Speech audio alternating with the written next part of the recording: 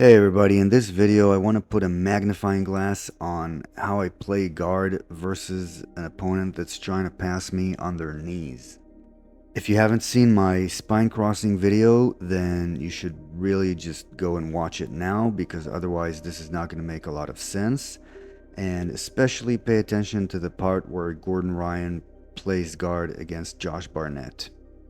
So the main idea here is that we want to keep the top player on one side. We want to have the top player either to our left or to our right. Because playing bottom, we want our spines not to cross. The basic position of playing this guard is just the way you see me right now, and I'm going to explain why and why it's good. So these lines basically show where our spines are, and as you can see, these lines are not crossing, which is good for the bottom player. The question is, how do I keep the passer from crossing our spines? And the answer is the way I lean on my opponent and on the floor. First of all, I want to make sure that you understand what I mean when I say that I lean on my opponent. When I say I lean on my opponent, I mean that I'm not trying to push him. I very rarely try to push my opponents. I treat my opponents as if they were rocks or shelves or ladders that I'm trying to lean on, that I'm trying to put my weight on, that I'm trying to climb on. The same way I'm not trying to move the floor is the same way I'm not trying to move my opponent. This is a really key concept that you really need to understand. The result of this leaning is that if my opponent moves, it's gonna move me. And which direction will it move me? That's right, action reaction. If my opponent tries to move to the left to cross my spine, he's gonna actually move me instead. So the positions of our spines will remain the same. He's just gonna move me. He's not gonna advance towards crossing my spine. Now, as you're gonna see, every time he makes a little movement towards crossing my spine, it just ends up moving my spine away. I can use the bottom arm not just on the floor but on his arm. Sometimes that can lead to a sweep, and I just keep playing with my arm. My bottom arm goes to his arm, goes to the floor. I post on him with my leg, but the whole time my spine is drifting away from him, and that's because I lean on him. Every time he engages and gets close, I make sure that he is on one side. I'm not doing anything fancy with my legs. You can see there's nothing special. I'm not doing any crazy de la Rivas or anything like that. I'm really just trying to keep him on one side. There's also a lot of hip switching going on. So what you just saw me do, he was on my right, and then I hip switched to the other side, and then he was on my left. You're gonna see that happen all the time. Now, this is not very elegant or beautiful, but sometimes the leg is going to be leaning on him. Again, you're just trying to keep him on one side by leaning onto him with your weight. You're leaning to one side.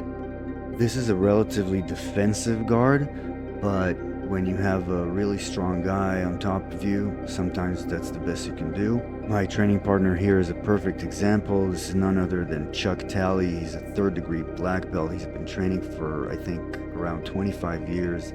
He has 40 pounds on me, and he was a competitive power lifter. Really strong guy, really knows what he's doing.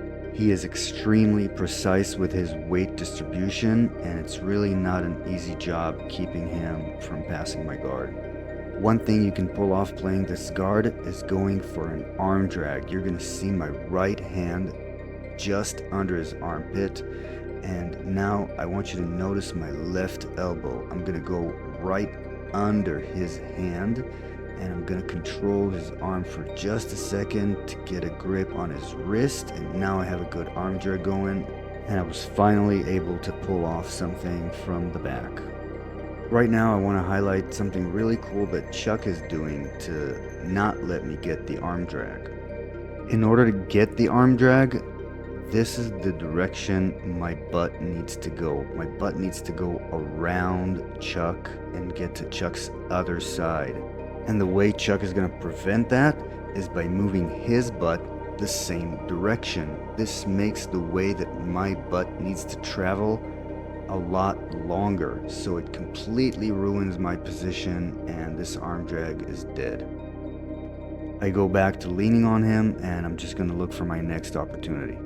And several minutes later, I was able to get an arm drag very similar to the first one that you saw. And now that I have an opportunity to try to pass his guard, the first thing that I look for is my head going across his spine. And hunting for that spine crossing is really what allows me to keep my balance and keep my weight on him and not being thrown away. And finally, a little bit of leg work and I'm able to pass. Now, if you think this was all fun and games for me, then think again. Chuck was doing a lot of good work. Look at him penetrating through my spine right now with his head and passing my guard like that. And let me tell you, being under Chuck is not fun. Now, as he's passed my guard, what do? I am fighting his head. I want to uncross our spines. I keep trying to find his head, trying to get good leverage on it, and I'm trying to push his head to my left because his butt is to my left. If I'm able to push his head to my left, then our spines will be uncrossed and then I'll be free. And you'll see in a second that even though it was really hard, I was able to do it and to reguard. I really hope this helps you understand how powerful the concept is, and again I want to thank Chuck for being an awesome training partner. It was a really tough role and I learned a lot.